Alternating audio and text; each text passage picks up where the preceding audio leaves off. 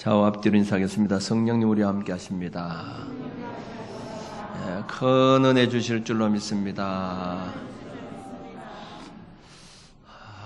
설교 시간에 폰이 자꾸 울리는 분들이 있는데요.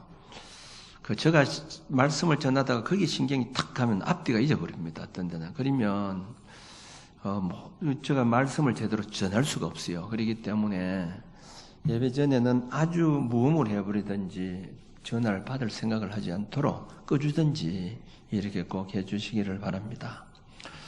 사람마다 두려워하는 것이 있습니다.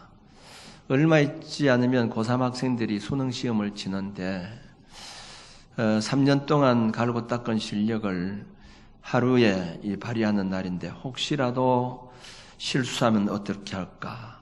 그들이 두려워하게 됩니다. 수억을 투자해서 새로운 사업을 시작한 사업가가 사업이 잘 되기를 바라는데 혹시 실패하면 어떻게 하나 두려워하게 됩니다. 몸이 병들어 수술실에 들어간 환자가 수술이 잘 돼야 되는데 수술이 잘못되면 죽을 수도 있다고 하면 두려워하게 됩니다. 두려워한다고 하는 것은 그만큼 중요한 일이기 때문입니다. 명예가 아깝고 노력이 아깝고 투자한 돈이 아까워서가 아니라 인간은 희망을 품고 사는 존재인데 희망이 깨어졌기 때문이라는 겁니다. 그렇기 때문에 이런 일을 앞둔 이들은 최선을 다한다는 겁니다. 이 부부자는 당선되기 위해서 온갖 노력을 기울여서 사람들의 마음을 살해합니다. 학생들은 수험 정보를 받고 밤잠을 자지 않고 공부합니다. 사업가는 주야로 생각하며 계획을 세우고 사방으로 뛰어다닙니다. 그런데 정말 우리가 두려워해야 될 것이 있는데 그것에 대해서는 별로 관심을 두지 않고 있다는 것입니다. 그것이 무엇일까요? 우리 성도들에게 가장 큰 문제는 앞으로 예수 믿고 천국 갈 수 있느냐 하는 그 문제입니다. 여러분 한번 이 문제로 고민해 보셨습니까? 대부분 믿음으로 구원받기 때문에 내가 예수 믿으니까, 내가 교회 나오니까, 내가 교회 직분을 받았으니까, 내가 예수 믿은 지가 10년이 되고 20년이 되었으니까, 나는 모태신앙이니까, 나는 집사요, 나는 장로요, 나는 목회자니까, 나는 노회장이요, 총회장이 되었으니까, 당연히 천국 문에는 들어가겠지, 이렇게 생각을 합니다. 그것이 결코 천국 들어갈 조건과는 상관이 없다는 것을 알아야 합니다. 그러므로 우리가 정말 두려워해야 할 것은 천국에 혹시 들어가지 못하면 어떻게 하나, 이거 두려워해야 됩니다. 왜냐하면 들어갈 것이라고 생각했지만 많은 사람들이 들어가지 못할 자가 있기 때문입니다. 왜냐하면 여러분 들어갈 것이라고 했는데 못 들어가면 어떻게 되겠어요? 정말 이 큰일 아닙니까? 그러므로 못 들어가면 어떻게 하나 두려워해야 하는 것입니다. 오늘 이 본문 1절 말씀 보면 그러므로 우리는 두려워할지니 그의 안식에 들어갈 약속이 남아있을지라도 너희 중에는 혹 이르지 못할 자가 있을까 함이라 이렇게 했습니다. 3절에 보면 그들이 내 안식에 들어오지 못하리라. 5절에도 보면 거기에 그들이 내 안식에 들어오지 못하리라. 11절에 보면 우리가 저 안식에 들어가기를 힘쓸지니라 이렇게 했습니다. 내가 천국에 들어갈 수 있을는지 두려워하지 않고 힘쓰지도 않고 있다고 하면 무엇 때문입니까? 천국에 대한 관심이 없다는 겁니다. 우리 믿는 성도들이 최고의 관심이 천국에 대한 관심인데 천국에 대한 관심이 없다는 것은 무슨 말입니까? 천국과 상관이 없다는 겁니다. 천국하고는 상관이 없는 그 사람이라는 거죠. 여기 말씀하고 있는 이 안식이라고 하는 것은 크게 세 가지 의미가 있습니다. 첫째는 우리가 6일 동안 하나님께서 천지를 창조하시고 쉬신 날 안식일로, 또 두 번째는 출애굽한 유대인들이 가나안이라고 하는 이 안식, 그걸 안식을 말합니다. 세 번째는 우리 성도들에게 영원한 천국의 안식, 그걸 말합니다. 성경에 이렇게 약속을 받았지만은 거기에 들어가지 못한 사람들이 많이 있습니다. 하나님께서 소돔과 고모라를 불로서 심판하실 때 롯의 가정에 소알승이라고 하는 안식의 장소를 그들에게 약속해 주셨습니다. 그래서 이 롯의 가족들이 소돔과 고모라를 불타는데 구원을 받도록 천사의 지시를 받고는 저주의 성에서 그들이 빠져나오게 됩니다. 그런데 약속을 받고 나온 사람이 4사람입니다. 근데 4사람 다 구원받지를 못했습니다. 롯의 처는 뒤를 돌아보다가 그만 소금 기둥이 되어서 죽고 말았습니다. 분명히 하나님께서는 구원의 장소인 소알성을 약속해 주신 겁니다. 그런데 뒤를 돌아보지 말라고 하는 하나님의 명령을 불순종함으로 인해서 구원받지 못했다는 것이죠.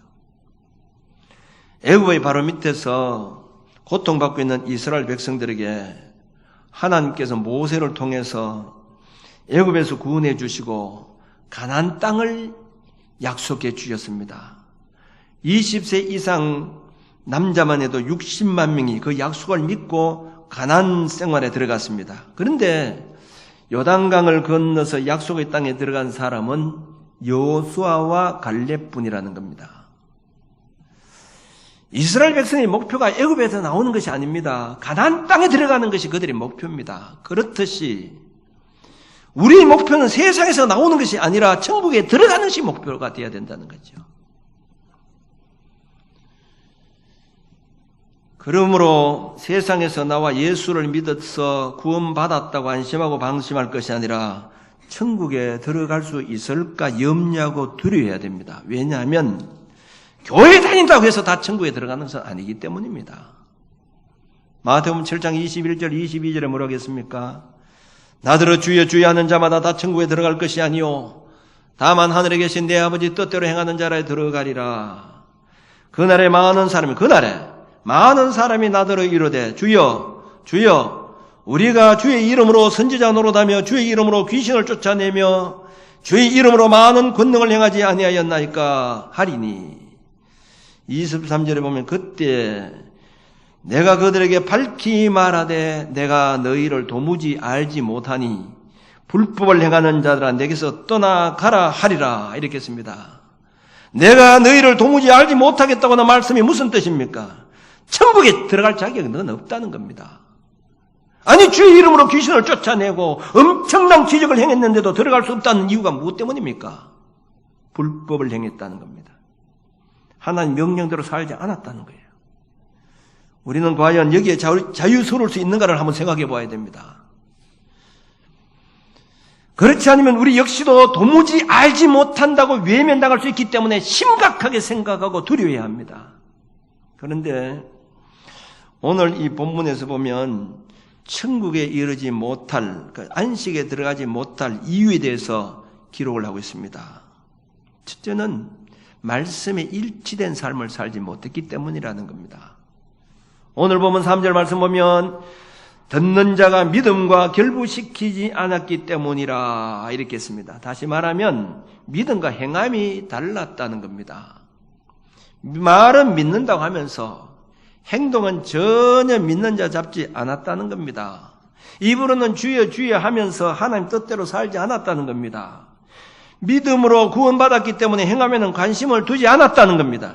그러므로 예수를 믿는다고 하면서도 여전히 거짓말을 하고 교회 예배는 뒷전이고 그저 주일임에도 불구하고 바쁜 일 있으면 다 볼일 볼 것 다 보고 친구들하고 놀러 다니고 그저 몸이 조금 피곤하면 빠져버리고 그리고 예배를 드린다고 해도 정말 정성을 다하는 예배가 아니라 그저 시간 때우는 식으로 와서 예배 드리고 그리고 마음은 콩밭에 가 있듯이 예배를 드리면서 심지어 폰을 가지고 문자를 튕기는 그런 사람들이 있는데 그 사람이 예배를 드렸다고 그런 자세가 정말 믿음을 가진 사람이라고 할 수 있겠느냐 하는 것이죠.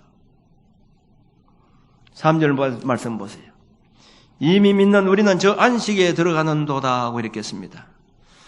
믿는 자는 들어간다 이 말은 삶과 일치된 믿음을 가진 자가 들어간다 이 말입니다. 그런데 일치되지 못한 자는 내 안식에 들어오지 못한다고 이렇게 했습니다. 8절에 보면 그들이 순종하지 아니함으로 이렇게 했죠. 안식에 들어가지 못한다 이렇게 했습니다. 여러분 신앙생활을 평생 해놓고 천국에 들어가지 못한다. 이거 얼마나 심각한 일이겠어요. 들어가지 못하면 어떻게 하나 두려워해야 하는데 그냥 믿음이 좋은 건지 천국에 대해서 무식해서 그런지 두려워하지 않는다는 거죠. 여러분 이거 한번 생각해 보십니까? 내가 천국 갈 수 있겠나? 나 목사인 저 자신도 때로는 이게 걱정이 될 때가 많이 있어요. 내가 평생 목회를 해놓고 들어가지 못하면 어떡하나? 이런 생각이 순간순간 들 때가 많이 있습니다. 이를 말을 하면 어떤 사람들은 우리가 천국에 들어가는 것이 뭐 순종하는 행위 때문에 들어가는 것이 아니고 은혜로 들어가는 것이 아니냐? 믿음으로 은혜로 들어가는 것이 아니냐고 이렇게 은혜로 구원받는 것이 아닙니까? 하고 그렇게 반문하는 사람들이 있습니다. 여러분 바로 알아야 합니다. 죄에서 구원은 믿음을 가진 자에게 은혜로 구원을 베풀어 주시지만은 천국은 은혜로 들어가는 것이 아니라 말씀에 순종하는 자라 들어간다는 것을 알아야 합니다. 그게 말씀입니다. 성경입니다. 은혜로 천국에 들어간다는 말이 있는가 한번 찾아보세요. 은혜로 구원받는다는 말은 있습니다. 그 구원이 뭡니까? 죄에서 예수 그리스도를 믿음으로 죄에서 구원받는 것은 은혜로 받는 거예요. 천국 들어간다는 은혜로 받는 거, 천국 들어가는 거 아니에요. 불법을 행하는 자라는 말이 뭡니까? 말씀대로 살지 않았다는 말입니다. 여러분 예수님이 어떻게 말씀하셨는가 보세요. 마태복음 19장 16절 말씀에 어떤 사람이 주께 와서 선생님이여 내가 무슨 선한 일을 하여 영생을 얻으리까? 이 말은 어떻게 하면 천국 갈 수 있습니까? 예수님 믿어라 이렇게 말씀하지 않았어요. 율법을 지켜라. 다른 말로 말하면 계명을 지켜라. 말씀대로 살아라 이 말입니다. 그때 나는 모든 것을 다 지켜 사온데 무엇이 부족합니까? 이렇게 했죠. 너 소유를 팔아서 가난한 자들에게 주라. 그리하면 하늘에서 보화가 내게 있으리라 이렇게 했습니다. 그때 이 사람은 근심하며 돌아갔다고 이렇게 했습니다. 그때 예수님께서 마태복음 19장 23절에 내가 진실로 너희에게 이르노니 부자는 정국에 들어가기가 어려우니라 이렇게 했습니다. 가진 자는 팔아서 가난한 자들에게 나누어 주라는 겁니다. 우리는 어떻게 생각합니까? 나는 부자가 아니기 때문에 상관이 없다고 생각하십니까? 여러분 초대교회 성도들 한번 보세요. 그들이 성령 받고 베드로의 설교를 듣고 그들에게 나타난 현상이 무엇입니까? 그들이 재산을 팔아서 사도들이 발 앞에 가져왔다고 했습니다. 왜 가져왔습니까? 가난한 사람에게 나누어주고 그들이 성령을 받고 보니 그래야 천국 갈 것이라고 깨달았기 때문이라는 거죠. 누가복음 10장 25절에도 보면 한 율법 교사가 일어나 예수를 시험하여 이르되 선생님 내가 무엇을 하여야 영생을 얻으리까? 이분도 마찬가지지만 어떻게 해야 천국 갈 수 있습니까? 이렇게 했을 때 예수님이 믿으면 된다고 하지 않았어요. 그때 선한 사람, 사마리아 사람 얘기를 해줍니다. 어떤 사람이 예루살렘에서 여리고로 내려가는데 강도를 만나서 거의 죽게 되었다. 그런데 제사장이 그냥 지나쳐버렸다. 레위인도 그냥 지나쳐버렸다. 그런데 사마리아 사람은 지나가다가 그 사람에 가서 치료해주고 돈을 줘가면서 치료해주고 지났다. 너도 이와 같이 해라. 이와 같이 해야 천국 갈 수 있다는 거죠. 어리석은 농부에 비유해서 우리에게 무엇을 교훈해 주고 있습니까? 농부가 농사를 지어서 소출을 많이 거두었습니다. 그러니까 자연적으로 보관할 창고가 있어야 되니까 창고를 짓지 않을 수가 없는 겁니다. 이 농부가 열심히 농사를 지어서 창고 짓는다고 하면 뭐가 잘못입니까?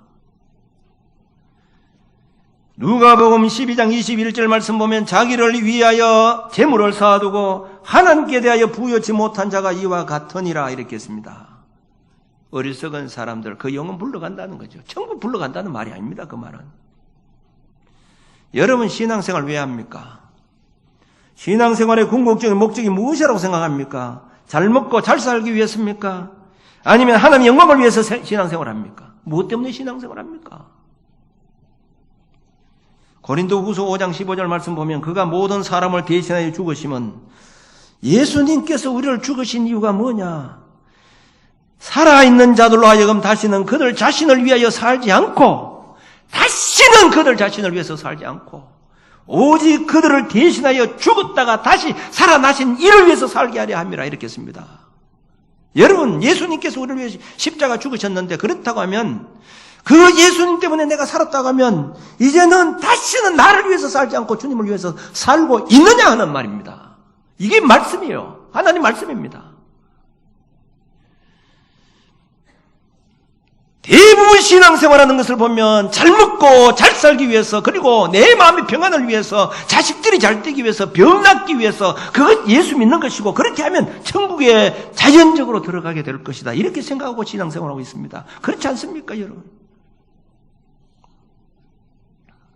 그것이 정말 주님을 위해서 사는 겁니까? 정말 주님을 위해서 사는 거냐 이 말이에요.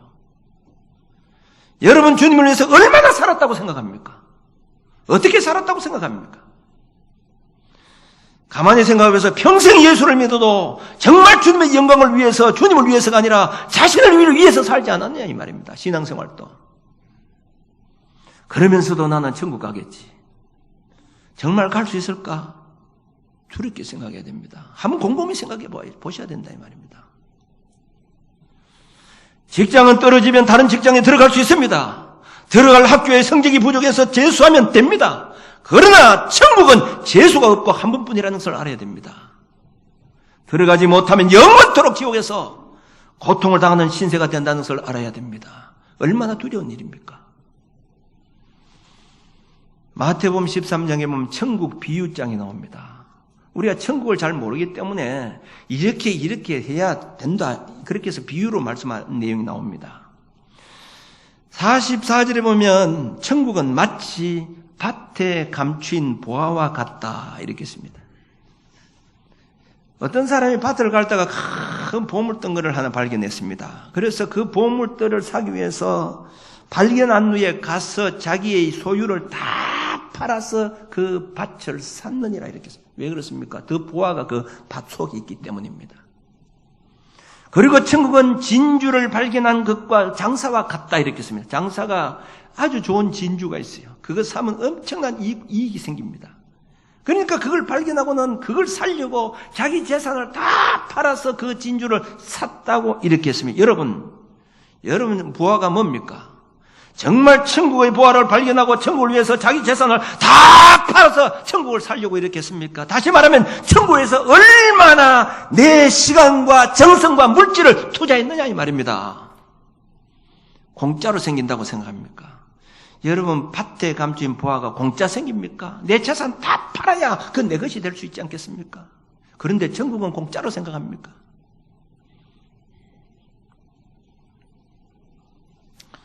그러면서 천국 갈 수 있다고 두렵게 생각하지 않고 있지 않느냐 이 말입니다. 그걸 묻고 싶은 겁니다.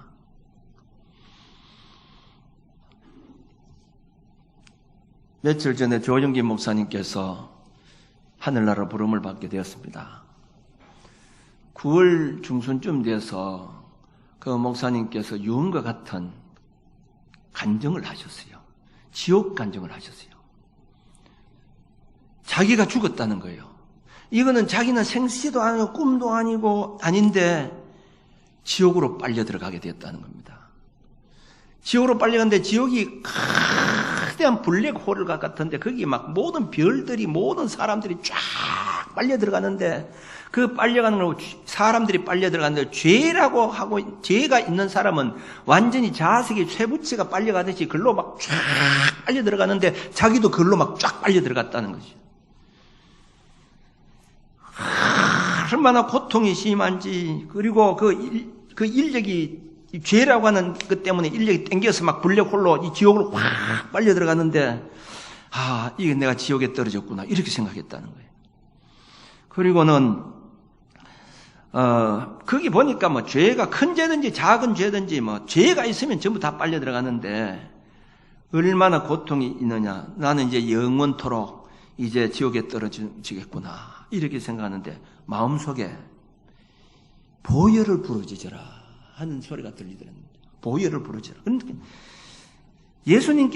목사님께서 예수를 믿은 지가 오래되고 얼마나 이 보혈에 대해서 많이 강조했습니까? 그래서 예수님 보혈 하니까 그 블랙홀에서 그저 인력이 땡기던 힘이, 그 보혈이 부르짖는 순간에 인력이 탁 떨어지고 튕겨 나오더라는 거죠. 그래서 탁 튀어나왔다. 그래서 알게 되었다는 거예요. 그걸 간증을 했습니다. 글을 써가지고 교인들에게 간증을 했습니다. 지난번에도 말씀을 드렸습니다만은 현신의 권사님, 대구에서 신유 집회로 유명한 권사님 아닙니까? 그분이 죽어서 칠성판 위에 입관하려고 이제 죽어서 일관하려고 이제 하는데, 미국에서 아들이 비행장에 도착을 했는데, 이제 비행장에서 오는 길이기 때문에 올 때까지 입관할 준비를 하고 기다리고 있는데, 그 순간에 천국과 지옥을 체험하게 된 겁니다. 그리고 현신의 권사님께서 천국을 경험하게 됐는데, 예수님께서 천국에 가니까 예수님 번창만창하더라는 거예요. 자기는 그래도 반겨줄 줄 알았는데, 번창만창하니까 예수님 저 모릅니까? 이렇게 하니까 난 니 모른다 이 얘기하더라는 거죠. 저 현신의 서대문 곁에서 병자들을 고친 현신의 모릅니까? 병 고치는 능력을 받았는데 왜 저를 모르십니까? 너는 내 능력을 가지고 장사했지. 내 영광을 위해서 했느냐? 너 장사하지 않았느냐는 거지. 그래서 그때 권사님께서 그때의 유명한 목사님, 김창인 목사님, 조영기 목사님, 한경직 목사님, 이분들 아냐고 하니까 뭐 일일이 다 하지는 못해. 난 그 사람은 모른다. 어떤 사람은 희미하게 알겠다. 약간 알겠다. 이런 사람들이 있더라는 거예요. 한 번만 저에게 회개할 기회를 주세요. 한 번만 회개할 기회를 주세요. 그런데 칠성판 위에 있던 그때 꿈틀거리면서 다시 살아나셨다는 거죠. 그 아들이 오기 전에. 그리고 어떻게 됐습니까? 그가 신유 집회에 가면서 돈 모아놓은 수십억이, 그때 김창인 목사 북한 선교회, 우리가 이 교회 30년 전만 해도 주암산 기도원에 북한 선교회 그 저녁 철야 기도를 다 했어요. 전국적으로 김충년 목사님이 해서 했는데 그 수십억을 거기 다 바쳤습니다. 박용규 목사님이라고 하는 분이 계셔요. 총신대 아주 유명한 목사님인데 고려대학교 경영대학을 나오신 분입니다. 성남제일교회를 창립해서 그 당시 5,000명의 교인을 만들었고, 그리고 주기철 목사님이 일등인 저 높은 곳을 향하여라고 하는 이 책을 내서 수십만 권을 팔아서 돈을 엄청나게 벌었습니다. 그래서 송림중고등학교를 세우고 교장이 되고 이사장으로 역임을 했습니다. 그 당시 박정희 대통령 당시 문교부 장관의 추천을 받기도 했습니다. 신민당 총재 김영삼 대통령이 성남에서 국회의원 출마하라고 할 정도였습니다. 교만할 대로 교만했습니다. 주님께서 그를 저주의 채찍을 가했는데 1987년도 12월 19일 오후 2시에 고혈압으로 쓰러져서 완전히 의식을 잃고 말았습니다. 그 몸이 완전히 오징어 뒤틀리듯이 뒤틀리는데 영동세브라면서 병원은 도저히 살 가망성이 없다. 그렇게 하고는 퇴원했습니다. 이제 더 치료할 수 없으니까 집으로 돌아왔는데, 집에서 임종 예배를 드린 찬송을 부르는 가운데 그때 천사의 방문을 받고 지옥과 천국을 다 경험을 하게 된 겁니다. 그리고는 그는 주님 앞에 5가지 질문을 받았다는 겁니다. 너는 땅에서 성경을 얼마나 읽었느냐? 너는 헌감을 얼마나 했느냐? 너는 땅에서 전도를 얼마나 했느냐? 너는 11조를 얼마나 했느냐? 너는 얼마나 기도를 했느냐? 이렇게 5가지 질문을 하는데, 첫째서 4번째 그거는 질문은 잘해서 칭찬을 받았는데, 5번째는 너는 큰 교회 유명한 목사가 되어서 바쁘다고는 핑계로 기도를 게을리했다. 책망을 받았다는 거죠. 그리고는 두 천사의 안내를 받고는 지옥을 구경시켜 주는데, 지옥을 구경해서 너가 아는 사람 있는가 한번 보라고 확인시켜 주더라는 겁니다. 그런데 그 지옥을 가보니까 자기가 생각하는데 한국교회 이름 있는 목사들, 그리고 이름 있는 장로, 권사, 집사들이 그 수두룩하게 보이더라는 거예요. 교권과 명예와 권세를 위해서 신앙을 떠나서 자기 유익을 구한 나머지 교회와 총회에서 사원과 분열로 주님 교회를 찍고 부순 자들이 하나님의 진노를 받아서 전부 그 유황불에 지옥에 있더라는 거예요. 큰 교회 교만한 목사들, 교만한 부자 장로들, 잘난 권사 집사들이 유황불못에 고통을 당하고 있는 그 장면을 보거든 한 번만 더 기회를 주세요. 그리고서 거기서 다시 회복이 되었습니다. 회복이 돼서 그분이 전국적으로 주한장로교회하고 지금은 돌아가셨습니다만은 간증을 하면서 전도지를 만들고 그렇게 했습니다. 그리고 그분이 그렇게 고백을 했습니다. 책을 만들고 학교 셋을 짓고 성공한 자로 교만이 하늘을 찌들어가 저주를 받아서 그 재산 나라에 다 헌납을 하고 재산 다 나눠준 작은 집에서 나같이 되지 말고 천국을 바로 바라보고 신앙생활을 하고 그러면서 하는 말이 불신자로 지옥 가는 것 이건 당연한 것이지만은 교회 다니다가 지옥 가는 것 얼마나 슬픈 일입니까?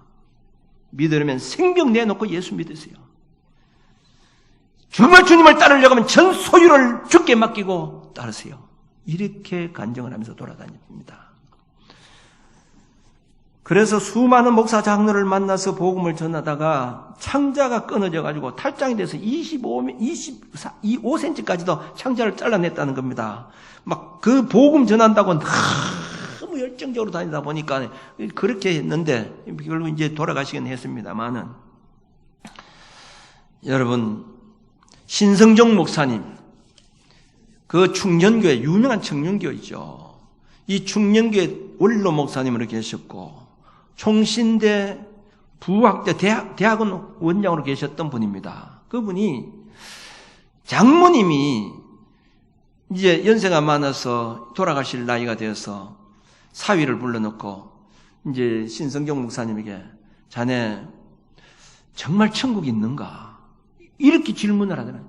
그리고 내가 죽으면 천국 갈 수 있겠는가? 이렇게 하는데 그 유명한 목사님이 그 말을 듣고 대답을 못했다는 거예요. 확신이 안 서더라는 겁니다. 그래서 세상 사람들은 그를 얼마나 유명한 사람이라고 보는데 확신이 안 서니까 하나님 금식하면서 기도하면서 하나님 저에게도 천국을 보여주세요. 천국을 보여주세요. 천국을 보여주세요. 금식하면서 기도하는데 8일 동안요 천국과 지옥을 매일매일 체험하는데 그 책이 나왔죠. 그리고 그분이 그런 얘기를 하는 겁니다. 자기가 지옥에 가보니까 저 사람은 지옥에 안 올 것이라고 생각한 사람이 지옥에 있더라는 거예요. 천국에 가보니까 저 사람은 천국 갈지 못할 사람이라고 생각하는데 천국에 가 있더라는 거예요.